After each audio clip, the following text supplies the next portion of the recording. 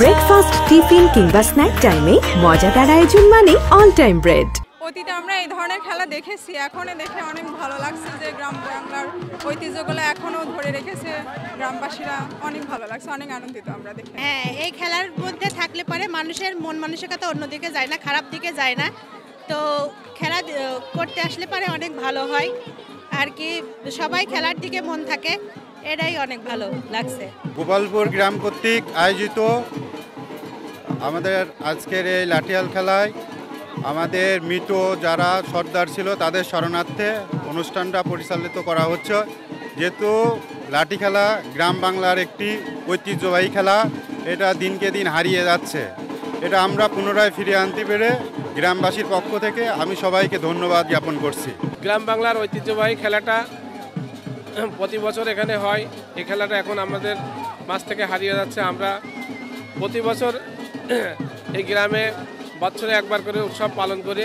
কালের বিবর্তনে এই লাঠি খেলাটি আমাদের দেশ থেকে হারিয়ে গিয়েছিল। বর্তমানে আমাদের গোপালপুরবাসী এই খেলাটি সুন্দরভাবে পরিচালনা করছে।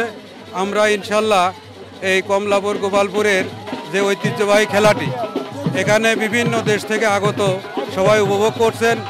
দীর্ঘ 15 বছর এই ফ্যাসিস্ট সরকারের আমলে এই ধরনের সব কর্মকাণ্ড বন্ধ ছিল।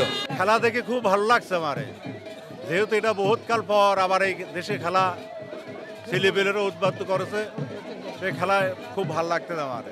নতুন করে আমাদের জাকির ভাই কলকাতা সরকার, জাকির হোসেন সরকার, সে তার এলাকা সে চাই খেলাধুলার মাধ্যম দেয় আমাদের এলাকাটা বাইতে থাক, আমরা এই আশা তাও করি।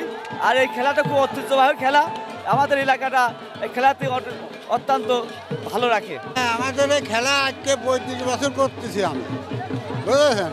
এই 35 বছর ভরি খেলা করি। আমাদের সর্দার মেলা রকম, দেশের সর্দার, ওই রায়ন সর্দার, গনি সর্দার, কাবিল সর্দার, আফতাব সর্দার, এর নিয়ে আমরা আনন্দ করি, চরম খেলা করি। প্রায় বছরেই খেলা হয়, আমরা প্রতিবারই খেলা করি। খেলা করি আমরা খুব আনন্দ পাই, খুবই মনের ভিতরে ভালো লাগে, আমরা সবাই এককভাবে থাকি। আমার এই আজ 20 বছর যাবত লাঠি খেলা হয় না। আমার দেশটা খুব একটা ভালো ছিল, তাও না এই লাঠি খেলার উদ্যোগ নিয়ে সাধারণ মেম্বার লাঠি খেলার উদ্যোগ নিল এবং আমিও তার সাথে উদ্যোগ নিয়ে এই খেলাটা আমরা তৈরি করলাম। এ পাড়ার বদরুল আছে, পাটনাজ আছে, সবাই মিলে আমরা যাতে ভালো থাকতে পারে এই গ্রামটা, তাই আমরা লাঠি খেলার উদ্যোগ নিয়ে লাঠি খেলাটা বাই করলাম। এই খেলাটা চলতেছে আর কি।